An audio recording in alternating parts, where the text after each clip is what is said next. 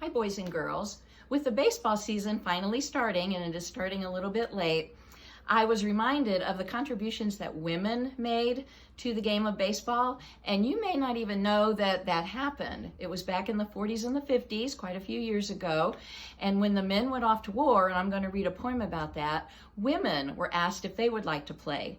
And so they formed a league, and if you've ever seen or been in the background when the movie A League of Their Own is on, that's what that's about.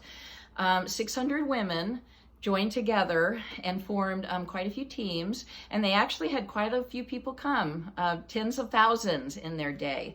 And they had World Series and everything else, and they played in the 40s and into the 50s, so it lasted quite a while. A few years ago, I was privileged to meet one of the best women players in the league.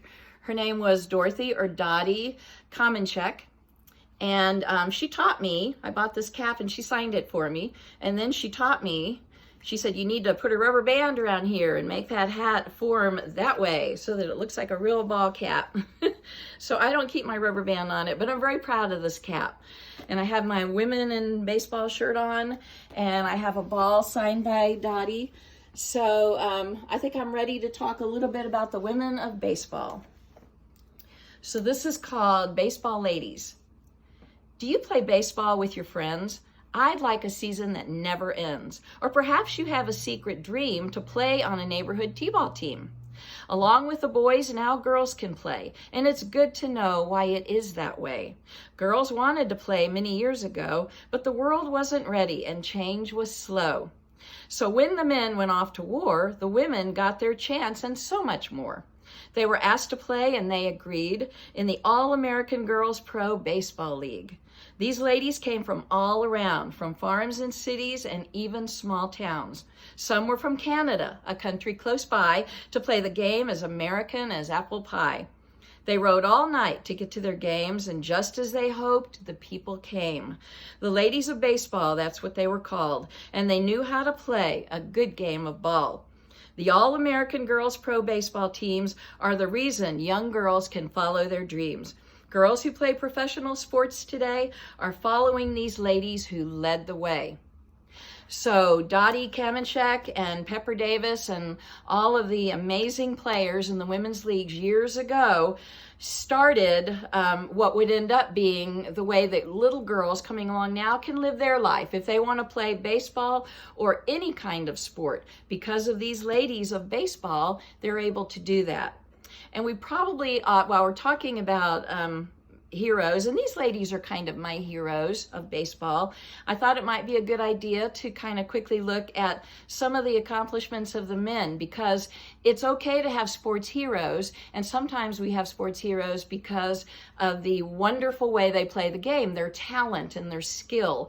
But sometimes a lot of these players contribute in other ways to the good of mankind. So I thought I would share some of those with you. So let me pull up some pictures. I think I first have some pictures of Dottie. Yeah, okay. So there's a picture of Dottie Kamenchuk. There she is again. There's a baseball card, and yes, the women had baseball cards too. Okay, this is Stan Musial, who played for St. Louis. And Stan Musial actually left baseball for a while and joined the Navy during the war, and then came back to baseball. And later in his life, he was awarded the Presidential Medal of Freedom. This is Albert Pujols, who used to play for St. Louis, but now plays for Los Angeles. And he started the Pujols Family Foundation, which aids the poor in his home country, the Dominican Republic. It also supports people with disabilities and life-threatening illnesses. And this is Cal Ripken Jr., who played for Baltimore, and he was very active in all kinds of charity work. He played for a long time, longer than a lot of players do. And this is Derek Jeter, who played for New York, and he started the Turn 2 Foundation, which is all about youth fitness and keeping people fit and strong. This And all St. Louisans will know this because he's usually photographed in the air. That is Ozzie Smith, who played for St. Louis. He's been involved in so many different causes that I can't even list them all. Multiple Sclerosis Society, the Ronald McDonald House, which is one I really think is a good cause, the Annie Malone Children's Home, Boys Club. He's been involved in a lot of things, and he continues to be. My favorite player of all was Roberto Clemente, who was from Puerto Rico. He played for the Pittsburgh Pirates, and he actually collected supply. He did a lot of things, but he collected supplies for people in his home country that were victims of a horrible earthquake. And they actually, in Puerto Rico, named a day after him. He's sort of their favorite son.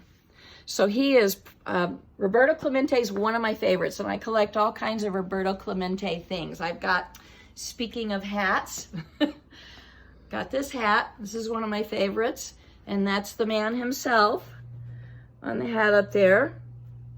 And he's in a couple of these bobbleheads here. An award was named after him, and that award is given to people, to baseball players who contribute significantly to the world. So I think that I'm so pleased that the baseball season has or is about to start. And I know if you like baseball, if you like to play baseball or t-ball or softball, you probably follow the games, and I'm looking forward to watching them on TV. But it's also good to remember that a lot of these people who play baseball are heroes in different ways beyond their own sport.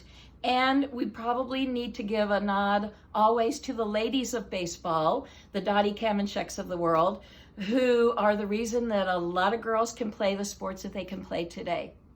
So thank you for listening, and happy baseball, and I will see you soon. 1, 4, 3. Bye-bye.